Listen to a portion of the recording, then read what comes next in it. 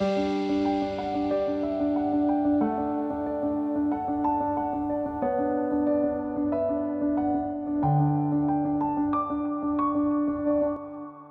պայծառ առավոտ, սիրելի հեռուստադիտող, դարձյալ առողջ առավոտն է եթերում։ Մենք այսօր անդրադարձել ենք մի խնդրի, որը ըստ էության սպառնում է յուրաքանչյուրս երբեմն դա թաքցնում ենք, երբեմն արտահայտվում, խոսքը տագնապի մասին է։ Ամեն տարի հունիս ամսին աշխարհը պարտադիր կերպով անդրադառնում է տագնապին, եւ տագնապը այսօր դարձել է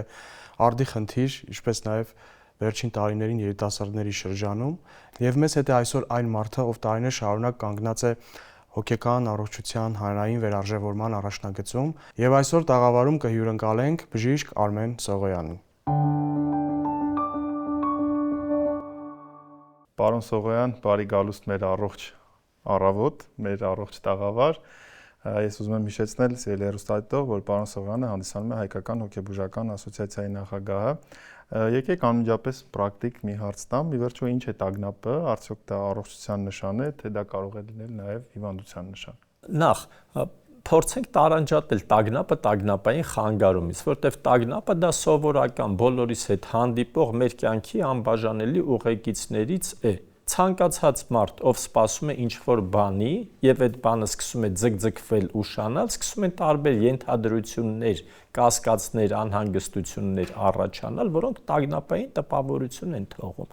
Այսինքն, մայրը սպասում է իր երեխայի վերադարձին, ով դասից պետք է գա եւ սկսում է ուշանալ երեխան, մայրը սկսում է տագնապել բնականաբար։ Կինը սպասում է ամուսնուն եւ սա սկսում է ուշանալ, նա սկսում է տագնապել։ Ընդ որում այդ տագնապը վարակիչ է,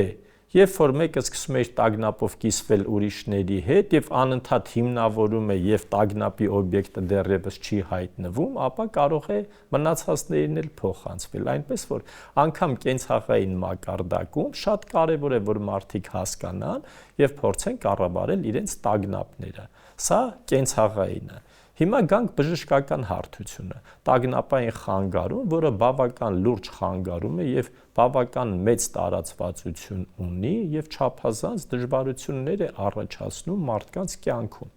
Եթե առաջին սովորական տագնապի զգացողությունը հարևանների, ընկերոջ, բարեկամի հետ խոսալով կամ անմիջապես տագնապի պատճառի վերանալուց հետո անցնում է, եւ այստեղ տեղին է ասել՝ մի անհանգստացիր, քեզ հավաքիր, ամեն ինչ լավ կլինի եւ դրանք կարող են ազդել, ապա եթե գործ ունենք տագնապային խանգարման հետ, այստեղ արդեն նման վերաբերմունքը, նման խոսակցությունը չեն կարող ազդել, որովհետեւ սա կոնկրետ խանգարում է, կոնկրետ ախտորոշում է եւ այստեղ բժշկական մոտեցում է պետք անպայման ցուցաբերել։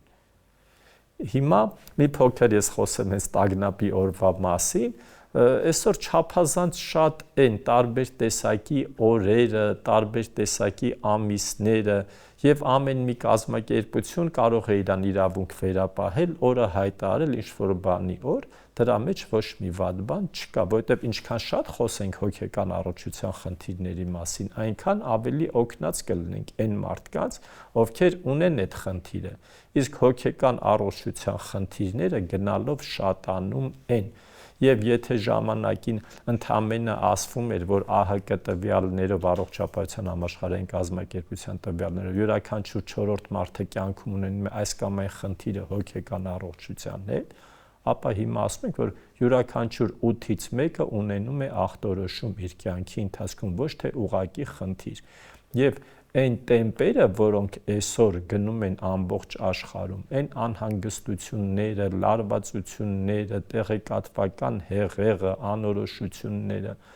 մեզ մի բան են հուշում, որ գնալով շատանալու է այս խանգարումը եւ մարդիկ ավելի շատ են ունենալու կարիք դիմելու բժիշկներին։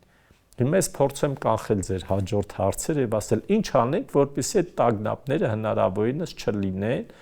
կամ ինչ անենք, որ խանգարումներ չլինեն։ Առաջին ամենակարևոր բանը պետքա տարանջատենք այդ տագնապի զգացողությունը խանգարումից, ինչը չափազանց կարևոր է, թեկուզ կրկնվեմ էլ պետքա հասկանանք։ Երբ որ սովորական տագնապային վիճակ է, ինքներս մեզ կարող ենք կարգավորել։ Ոմանց մոտ այդ սովորական տագնապային վիճակը կամ անորոշությունները կարող են արդեն պրովոկացնել, սադրել տագնապային խանգարում կամ տագնապային նոպա։ Իհարկե մենք կարող ենք կիրառել պանիկ բառը նույնպես, որտեղ դա ոչ թե ռուսերեն է կամ լատիներեն է, դուք ինձնից լավ պետք է իմանաք, որ նախկին Աստծո անուններ էլի որ հետո տարածվեց, քանի որ իրանից վախենում են կամ ինքներ վախենում կամ մարդիկ խառնում։ Հունական դիցաբանության բան Աստվածն է, որը ըստ էության ասոցացվում էր պանիկյորի հետ, այսպես շատ հայեր են ասում։ Այո, շատ ճիշտ եք ասում։ Եվ ինչա պետք անել այս ժամանակ։ Նախ ցանկալի է, եթե մենք հակված ենք ամեն ինչը տագնապի տեսանկյունից վերլուծելու, մտածելու, այսինքն եթե մեր հարազատի թեկուզ փոքր ուշացումը մեր մոտ անհանգստություններ է առաջացնում, շատ լավ կլինի մենք դիմենք հոգեբանի։ Հոգեբանական օգնությունը ամենաանհրաժեշտն է շատ հոգեկան խանգարումների կանխարգելման համար։ Բայց ցավոք Հայաստանի Հանրապետությունում դա վճարովի ծառայություն է ընդհանուր բնակչության համար եւ մենք կարող ենք մարդկանց խորհուրդ տալ դիմել հոգեբանի, բայց չենք կարող երաշխավորել, որ մեր բոլոր բնակիչները կարող են դիմել ցավոք սրտի։ Մենք այսօր ունենք հնարավորություն Ջերմուկում, Գորիսում եւ Կապանում բոլոր բնակիչների համար ապահովել անվճար հոգեբանական օգնություն, բայց դա էպիզոդիկ բան է եւ կոնկրետ լոկալիզացիա ունի։ Այո, հույս ունենք, որ դա կտարածվի նաև մնացած տեղերում, բայց տեսնենք ոնց կստացվի։ Հաջորդը կարևոր է հասկանալ, որ եթե արդեն տագնապային խանգարում է, այսինքն հիվանդությունն է, խանգարում է այդտեղ խոսքերը, հարևանների ասածները, ծնողների հորդորները, երեխաների խոսակցությունները չեն կարող օգնել, ինչպես չեն կարող օգնել, եթե մարդու մոտ առկա է շաքարային դիաբետ։ Մենք չենք կարող, չէ՞, մարդուն ասել դու ուժեղ ես, քեզ հավաքիր։ Վիրաբույժը կփաստի, եթե կա վիրաբուժական դեպք, չենք կարող խոսքով ուղղակի բուժել, ասել դե գնա ամեն ինչ լավ կլինի, պետք է միջամտել։ Այո, օրինակ դուք փորձեք ձեր այցելուներին կամ պացիենտներին կամ բուժառուներին, որ բառով որ հաճելի, ասեք դու ուժեղ մարդ ես, քեզ հավաքի եւ քո վիրաբուժական հիվանդությունը կանցնի դա։ Իհարկե չի անցնի։ Լավ կլիներ, չէ՞։ Լավ կլիներ, այդպես լիներ, մենք էլ անգործ կլինենք։ Այո, բայց քանի որ դա ֆիզիկական ցավ է եւ մարդկանց շատերի համար դա հասկանալի է, ապա հոգեկան ցավը կամ հոգեկան խանգարումը, որը վիզուալ չի երևում, մարդկանց թվում է, թե ընդամենը նա ձևերը թափում, թույլ է չի կարողանում իրեն հավաքել։ Եվ շատ կարևոր է ըմբռնելը սա, որ տագնապը ուղղված է ապագային։ Անցյալում տագնապ չկա։ Անցյալում դեպրեսիան է, ապագայում տագնապն է եւ մեր ինֆորմացիայի պակասը, մեր ներքին անհանգստությունները, մեր ընդհանուր լարվածությունը, մեր ֆիզիկական վիճակը, այդ բոլորը կարող են նպաստել տագնապների առաջացմանը եւ զարգացմանը։ Պարոն Սողոյան, այսպեսի մի հարց, քանի որ վերջին ժամանակներում երբ ես դեռ փոքր էի, հիշում եմ, որ ինֆորմացիոն հարթակը դա հեռուստացույցն էր առաջին հերթին, ամսագրերն էին եւ թերթերն էին։ Այսօր տեղեկատվական մեծ ինտերնետային, հարթակ կա, որը որ այսօր ինչու՞ չէ աղավաղում է բոլոր ինֆորմացիան, այլ ինչպես են անդրադառնում այդ սոցիալական ցանցերը տագնապի զարգացման գործում եւ ինչ պետք է անել, քանի որ բավականին մեծ տենդենց կա, որ երեխաների անգամ շրջանում ծնողները շատ դեպքերում անգամ երեխային մի փոքր հանգստացնելու համար դիմում են այդ հեռախոսի, բջջային հեռախոսի միջոցին։ Տագնապի առաջացման ժամանակ մարդը կարիք է ունենում տեղեկատվություն ստանալու, պահանջան, որտեղ տագնապը ծնվում է անորոշությունից, անորոշության դեպքում մեզ պետքա տեղեկացված լինել, որպեսզի մեր տագնապ առաջացնող խնդիրները փարատենք։ Ու ձեռքներս գցում ենք առաջի պատահած տեղեկատվական աղբյուրին, որը դեպքերի մեծ մասում ոչ թե տեղեկատվության աղբյուր է, կամ քարոզչության աղբյուր է, կամ ապա տեղեկատվության աղբյուր է, կամ տեղեկատվական աղբ է մատուցում մեզ։ Ավելի է մեծանում մեր տագնապը, ավելի ենք ձգտում տեղեկատվություն ստանալ եւ այս արատավոր շրջանակը փոխանակ փարատելու մեր վատ վիճակը ավելի է խորացնում մեր անհանգստությունները եւ արդեն սովորական տագնապը կարող է վերածի նույնիսկ խանգարման մակարդակի։ Հետևաբար շատ կարեւոր է հասկանալը, որ ինչ տեղեկատվությունից ենք մենք օգտվում, ինչ տեղեկատվական աղբյուրն է մեր համար վստահելի, ինչն է, որ ընդհանրապես տեղեկատվության հետ կապ չունի։ Անկամ Քրիստոսը ասում էր. այսուհետ ուշադիր եղեք, թե ինչպես եք լսում, որովհետև ով շատ ունի, նրան շատ պիտի տրվի, ով քիչ ունի, դա էլ պետք է վերցվի։ Եթե մենք ունենք բավարար ինֆորմացիա ինչ-որ բանի մասին, նոր ինֆորմացիա ստանալուց շատանում է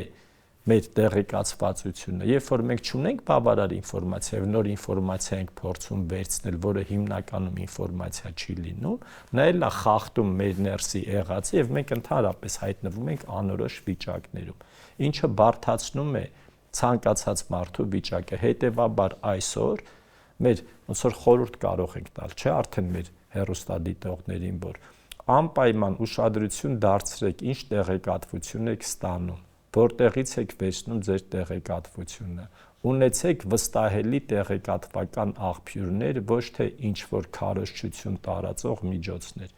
Այսօր մարդիկ փորձ են անում, ուզում են տեղեկատվություն ստանալ, միացնում են հեռուստացույցը, ինչ-որ ալիքի վրա են դնում, որպեսզի ոչ մեկին չվիրավորենք։ Եվ այդ հեռուստաընկերությունը զբաղված է որոշակի ուժի քարոզչությամբ, կապ չունի ինչ ուժ է դա։ Ու մեկին պետքա հանգստացնել մարդկանց, մեկին պետքա անհանգստացնել մարդկանց։ Եթե դուք դրել եք անհանգստություն առաջացնող ալիքի վրա, ապա ձեր մոտ գնալով ավելի է խորանալու վիճակը։ Այդ մարդկային բնական ձգտումը, որ տագնապի ժամանակ մենք ինֆորմացիա ենք ուզում ստանալ, մեզ փոխանակ լավ տեղ տանելու, տանում է ավելի վատ տեղ։ Ես շատ հստակ առաջարկ ունեմ այս մասով, սիրելի հեռուստադիտող, եթե դուք միացել եք այնպիսի հեռուստաալիքի, որ զգում եք, որ ձեզ ուղղորդում են, ապա կարող եք փոխել Արփի մեդիա, որովհետև մենք ապաքաղաքական ենք եւ մենք խոսում ենք առավոտից կիսակատակ կիսալուրջ։ Ես մի հստակ հարցադրում ունեմ, պարոն Սողան, թեպետ եւ մենք ապրում ենք 21-րդ դարում, բայց եւ այս խնդրի դեպքում սովորական քաղաքացին, երբ որ արդեն համարում է, զգում է, որ սա առօրյա տագնապ չէ եւ տագնապային խանգարում է, որ մասնագետին դիմի, ոչ միայն հոգեբան, հոգեբույժ, եւ կխնդրեմ նաեւ ձեր խոսքի մեջ մի փոքր ասեք, երբ որ մենք խոսում ենք հոգեթերապևտի մասին, արդյոք դա առանձին մասնագիտություն է, թե դա տեխնիկա է, սա տարանջատենք, որ նաեւ պրակտիկ մաս ունենանք։ Շատ լավ, շատ կոնկրետ հարց եք տալի եւ ես կփորձեմ կոնկրետ պատասխանել։ Հոգեբանը նա բժիշկ չէ, հոգեբանը օգնում է մարդկանց խոսքով եւ օգնում է, երբ որ դեռ չկա հիվանդություն միայնակ, եւ եթե կա հիվանդություն, ապա հոգեբույժի հետ թիմային կարգով։ Հոգեբույժը բժիշկ մասնագետ է, ով ունի համապատասխան բժշկական կրթություն եւ անցել է հետդիպլոմային կրթություն հոգեբուժություն մասնագիտությամբ եւ զբաղվում է այն մեծ հիվանդությունների խմբով, որը կոչվում է հոգեկան եւ վարքային խանգարում։ Հոգեկան վարքային խանգարումով զբաղվում են հոգեբույժները բացառապես եւ ոչ թե նյարդաբանները կամ թերապևտները, կարող են ընտանեկան բժիշկները զբաղվել էլի որոշակի կանոնակարգի համաձայն։ Հոգեթերապևտը ինքը Հայաստանում ըստ գործող կարգավորումների նույնպես բժիշկ մասնագետ է, ով անցել է համապատասխան հետդիպլոմային կրթություն, այսինքն կլինիկական օրդինատուրա եւ ստացել է հոգեթերապևտի որակավորում։ Այստեղ մենք խնդիր ենք ունենում արևմտյան հասկացողությամբ հոգեթերապևտի հետ, որտեղ թերապիա անում է նաև հոգեբանը, ով բժիշկ չէ, իսկ մեր մոտ այստեղ կանոնակարգված չէ։ Հետևաբար ունենք տագնապի զգացողություն, դիմում ենք հոգեբանի։ Հոգեբանը աշխատում է մեր հետ եւ դեպքերի մեծ մասում բանը չի հասնում տագնապային խանգարման, որ հետո գնանք հոգեբույժի մոտ։ Եթե չենք կարողացել սկզբնական շրջանում որոշակի ճիշտ դրվածքներ ունենալ, փոփոխել, հասկանալ, կարգավորել, հետո կարող է ոչ մի խնդիր չլինի, բայց կարող է նաև խնդիրը զարգանալ եւ դառնալ հիվանդություն ու դիմենք հոգեբույժի։ Եվ հոգեթերապիան այս երկուսի մեջտեղում ցավոք վերջնական կարգավորված չի մեզ մոտ, անգամ հոգեբանական ծառայություն, ինչպես գիտեք, դեռևս վերջնական կանոնակարգված չի, հույս ունենք, որ մոտ ապագայում դա կկարգավորվի։ Ես մի ռետորիկ միտք հնչեցնեմ, որին կարող եք չպատասխանել, լինելով նյարդաբան, ում ամեն օր դիմում են պացիենտներ նմանատիպ խնդրով, եթե անկեղծ առաջ, երբ որ շատ ավելի ակադեմիական էի վերաբերվում, ուղղորդում էի, բայց որոշ հանգամանքներ ոչ թիմային համագործակցության արդյունքում ինձ ստիպեցին, որ թեթև դեպքերով ինքը զբաղվեմ, քանի որ մի քիչ փորձառություն կա եւ ոչ միշտ եմ արդյունքներից շատ գոհ եւ նաեւ ուզում եմ մի բան էլ հավելել, որ շատ հաճախ տագնապային խանգարումը այդ anxiety կոչվածի ֆորմատով նաև ուղեկցում է շատ քրոնիկ հիվանդությունների, որոնց շրջանում պացիենտին ուղղորդում ես մեկ այլ խնդրի համար, ես կոչ եմ անում մեր գործընկերներին, որպեսզի թիմային աշխատանքը շատ ավելի ազդեցիկ է, շատ ավելի արդյունավետ է։ Ես գիտեմ, որ դուք դրան շատ մեծ ուշադրություն եք դարձնում, օգտվելով առիթից եւս մի անգամ հիշեցնենք եւ լսենք բժիշկ Վիրաբույժի հարցերը։ Այսպեսի մի հետաքրքիր հարց, իհարկե գիտենք, որ Միացյալ Նահանգների կլինիկաներում, ինչպես նաև եվրոպական մի շարք երկրների կլինիկաներում հաստիկով կա նախատեսված հոգեբան, չէ՞ նաև հոգեթերապևտ, ոչ միայն աշխատելու բուժառուների հետ, այլ նաև բժիշկների հետ։ Եվ դուք հանդիսանալով հոգեբուժության ասոցիացիայի նախագահան, շատ կուզեի իմանալ ձեր կարծիքը եւ արդյոք կան ապագայում այդպիսի ակնկալիքներ, որ ինչու՞ չէ նաև ես ինքս լինելով վիրաբույժ եւ վիրահատության ընթացքում հանդիպելով տարբեր խնդիրների, մենք այդ բանը չենք գիտակցում, որ մենք ստրեսի ենք ենթարկվում, մեզ մոտ տագնապ է առաջանում, դա մենք գիտակցում ենք շատ ավելի ուշ։ Եվ մենք ինքներս էլ չենք դիմում այդ քայլին, որ չենք գիտակցում, որ այո, մեզ այդ պահին պետք է հոգեբան։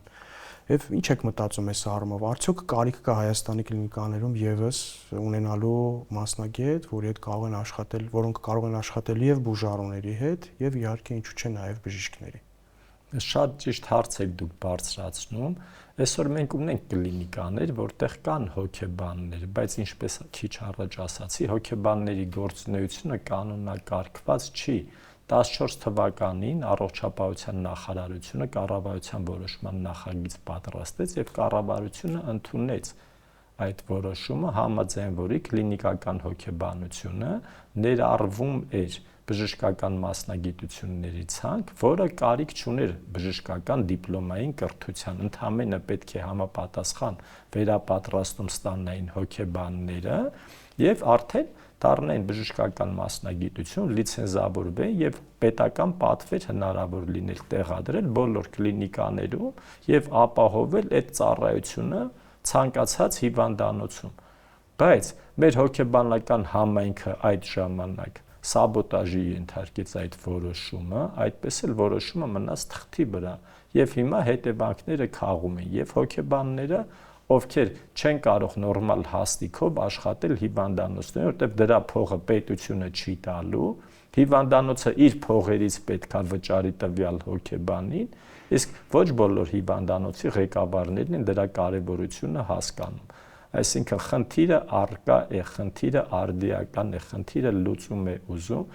Այսօրվա առողջապահության նախարարությունը փորձում է այս ուղղությամբ աշխատանքներ տանել, նույնիսկ քննարկումներ են եղել, հոգեբանները արդեն ստեղծել են իրենց հասարակական կազմակերպությունը, որը սերտ սկսել է համագործակցել առողջապահության նախարարության հետ։ Մենք ամեն տարի հույս ենք ունենում, որ այս տարի գոնե կկարգավորվի այդ հարցը։ Հիմա տարին համարյա կես է լինում, եկեք լուրջ հույսեր ունենանք, որ մյուս տարի հունիսին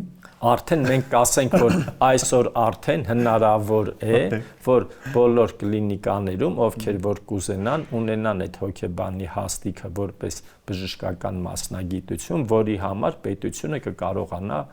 վճարել։ Այո։ Շատ լավ, մենք էլ ենք մեծ հույսեր փայփայում եւ իրականում առաջ մի քիչ շատ էինք, չէ, այդպես կենտրոնանում ինչ արված չի, ամեն դեպքում գործանող աշխատող մարդիկ շատ լավ գիտեն, որ փոփոխություններ բերելը եւ ինչ որ բան ստեղծելը կամ ամրապնդելը այդքան հեշտ չի տրվում եւ դրա փոխարեն պետք է նպաստել, ոչ թե քննադատել, այդպես երկիր ասма չեն կառուցում։ Ամեն դեպքում ես ուզում եմ մեր զրույցի վերջաբանում մենք ունենք հատված, որտեղ հեռուստադիտողը ուղիղ հարց է եղել, որը ի տարբերություն մեր հարցերի շատ ավելի կարճ եւ կոնկրետ է եւ խնդրեմ, որ շատ կարճ եւ կոնկրետ էլ սրան պատասխանենք։ Ես գիշերը հաճախ եմ արթնանում անհանգիստ առանց որևէ հստակ պատճառի, կարող է սա տագնապային խանգարման նշան լինել։ Եթե միայն գիշերը արթնանում է եւ առանց պատճառի, հետո էլի պարկում քնում է եւ անցնում է, տագնապային խանգարման մասին խոսել